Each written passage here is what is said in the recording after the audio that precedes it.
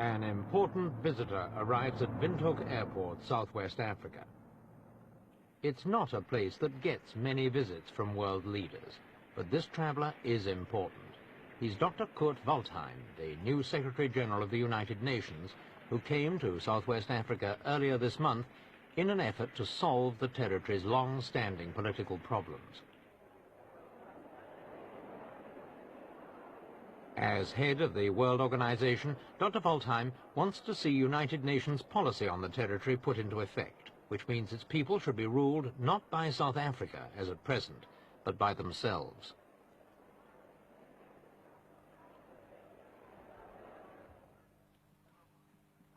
The Secretary-General was in no danger of forgetting his mission. Outside the airport lounge, black demonstrators paraded banners which proclaimed, "We need freedom," and "We don't hate whites for being white, but for being masters in the land of our birth." Others simply asked for self-determination.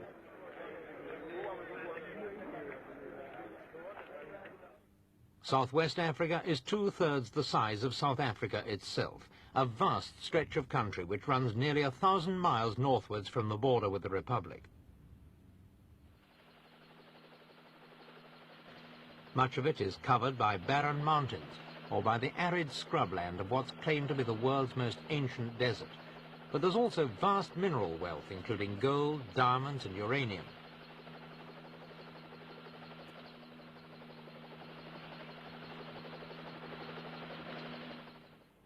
The territory's official capital is here at Windhoek, but its real capital for more than 50 years has been Pretoria. A League of Nations mandate made South Africa custodian of the area in 1920. Before then, Southwest Africa had spent 30 years as a German colony, a fact still commemorated in Windhoek's street names.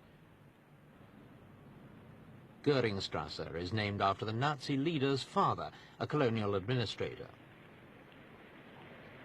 German speakers still account for nearly a quarter of the white population, which now numbers about 100,000.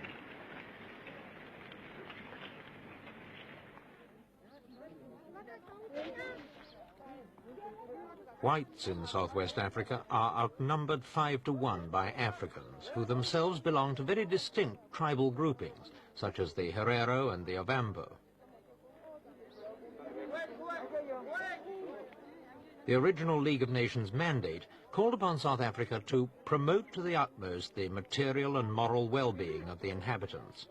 The Pretoria government claims it's done just this by creating separate black homelands for the Africans. The United Nations disagrees and says the apartheid conditions here are a violation of its charter. Having withdrawn South Africa's mandate 6 years ago, it now refers to the territory as Namibia and insists that Pretoria's continued presence here is illegal. The International Court at The Hague agrees, and so too does Chief Clemens Kapoor, leader of the Herero tribe. What did he think of Dr. Waldheim's visit? Africans here have high hopes that Dr. Waldheim, as the new Secretary General of the United Nations, will have new plans, or has new plans, to make the United Nations carry out its resolutions on Southwest Africa. They feel that they are going to give him their grievances on the situation in Southwest Africa, and because Dr. Waldheim is going to see the situation for himself here, and being a new Secretary General, they will feel sure that he is going to make changes. Do you think, though, that any number of resolutions, any number of court decisions, or any number of visits by Dr. Waldheim can really make South Africa give up control of the Southwest Africa here? We think the number of United Nations resolutions, and also the court decisions, and also if the great powers such as Britain and the United States do not give indirect support to South Africa, then this will help. What impression do you think he'll be able to make on Mr. Forster? The first Secretary General came to South Africa about 10 years ago. This is the second visit. I think Mr. Forster, Prime Minister of South Africa, will feel that he is being isolated and that more and more pressure is being brought to bear on him by the world as a result of this visit by Dr. Waldheim. The largest tribe of southwest Africa is the Ovambo, about 350,000 strong. Their tribal homeland, Ovamboland, has been under a state of emergency since February, following widespread labor strikes and rioting, and journalists covering Dr. Waldheim's visit were escorted there in 2 government buses. The Secretary-General himself was rather more fortunate. He flew in by helicopter. Since emergency regulations prohibit meetings of more than 5 people, there were few Africans to greet him, and no Europeans apart from the press. I told you that I do not want to comment before I have finished or terminated my mission here, so... Have you had a chance to investigate any of the... Oh, yes, quite a lot, yeah, quite a bit. We could talk to the people, and we got very interesting information, but I do not want to go into the details. Can you hope to see anything really in the 2 days that you're spending here? Well, I cannot see everything, but one can see quite a bit in 2 days. First stop on the Secretary-General's 2-day visit was Oshakati, the Ovamboland capital, where he visited the hospital.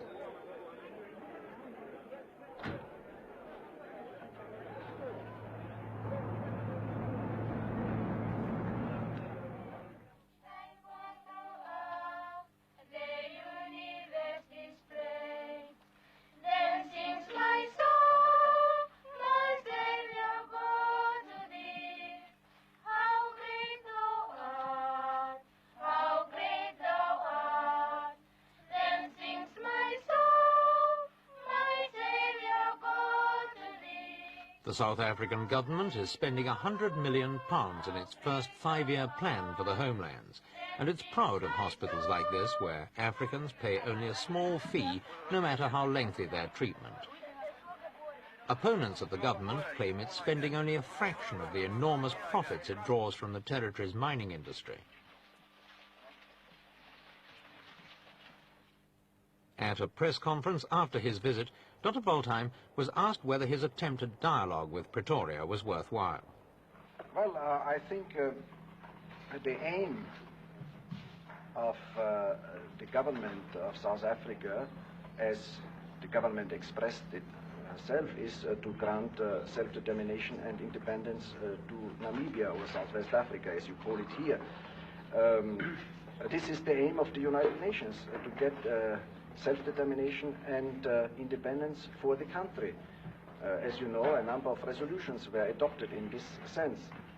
The purpose of my visit, of course, is to clarify the situation and through direct contacts, to achieve through direct contacts this aim, namely self-determination and independence of the country.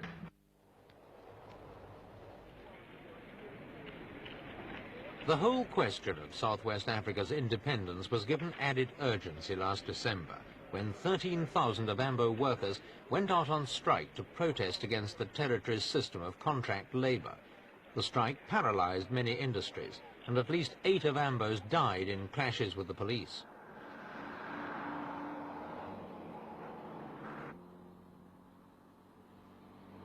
Under the contract system, workers are brought from their homelands to work for a minimum period of 1 year for an employer they'd never seen.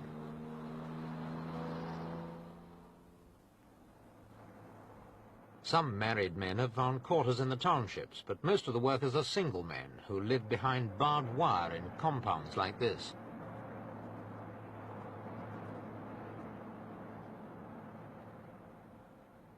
Once in here, they don't see their family until they leave the job, and their movements outside the compound are restricted.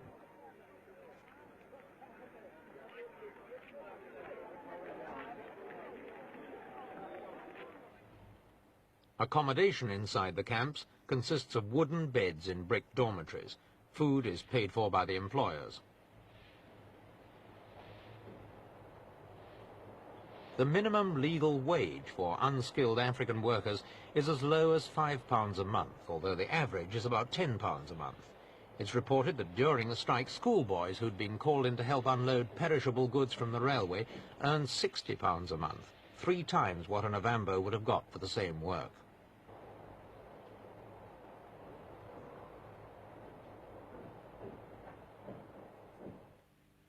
The strike forced the government to negotiate a new agreement, but dissatisfaction remains. Emmanuel Mbalili, accused of being a strike leader, told us workers could now leave their jobs, only to be sent back to the homeland. Now, how have things changed? Has anything Basically, nothing has changed. It is the same I told you already, that exactly just whether we came from at Ovambo with a new system contract. And they said, this contract is just you are free. You are going to work, but if you don't want to stay at the same job, you are going to change it there. But if we are Ovambo people come to work here in Windhoek or everywhere here in Southwest, if I want to change the job and to get another one, they didn't give me a permission to do it. The only thing they said, now you must, we must assign you, then you're going back to Ovambo. Then you must going to find another job there from Ovambo, not here in Southwest, in Windhoek, such like that. So even though you're supposed to be allowed to change your jobs now under the new system, that's not possible? This is not possible, yes.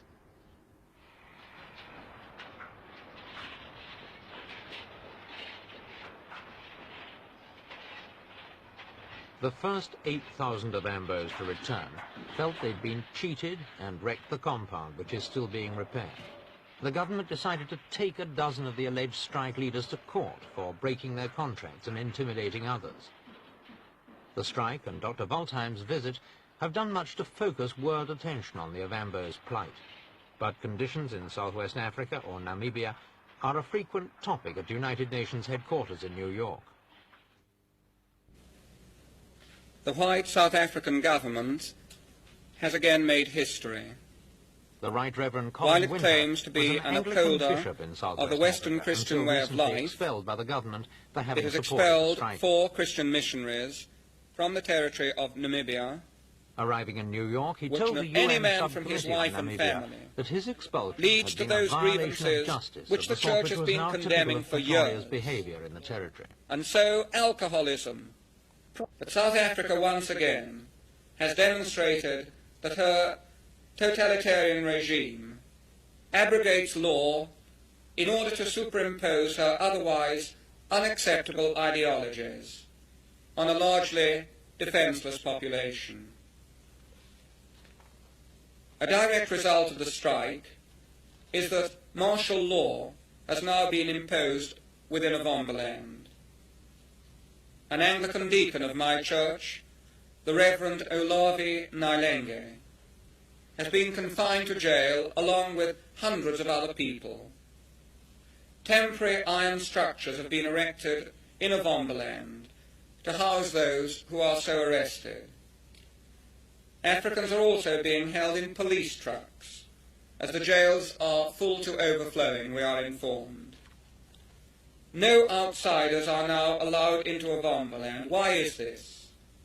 It is simply because the South African regime wishes to crush the African opposition to the near-slave conditions of the contract labour system. Faced with this mounting tide of criticism, South Africa has made it perfectly clear that no amount of United Nations resolutions will ever make it abandon Southwest Africa. This is not an easy country to develop, and what has been achieved, says Pretoria, is due to white South African money and know-how. Roads, railways, and the rest of the industrial infrastructure have all been built without any contributions from the Africans.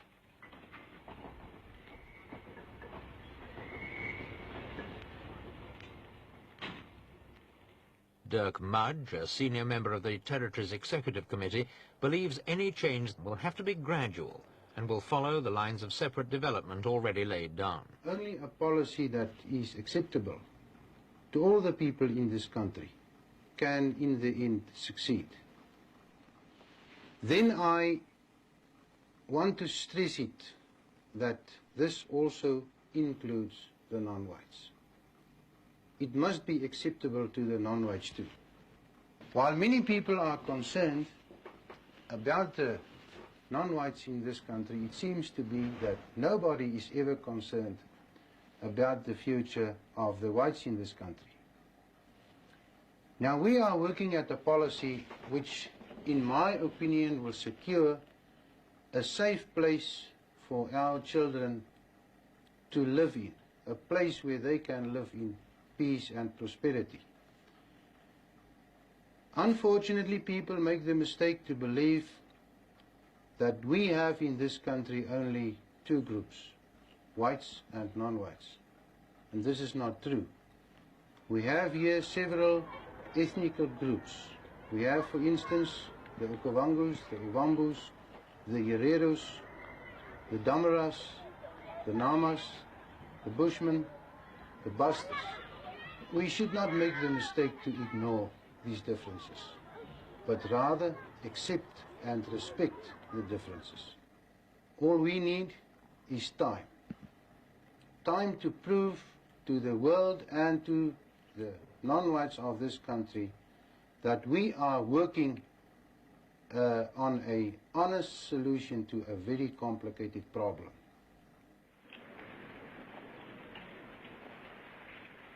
Whatever the honesty of South Africa's motives, there seems little chance that it will ever produce a solution that would be acceptable either to the United Nations or to the Africans themselves.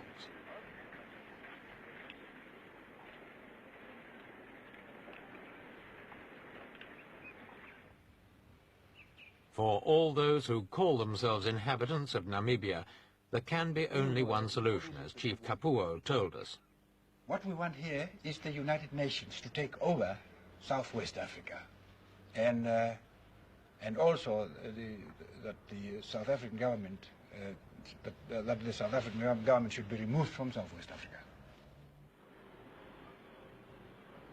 There can, of course, be no independent Namibia without a complete change of heart in Pretoria, and that's something which is no nearer now than it was before Dr. Waldheim's visit.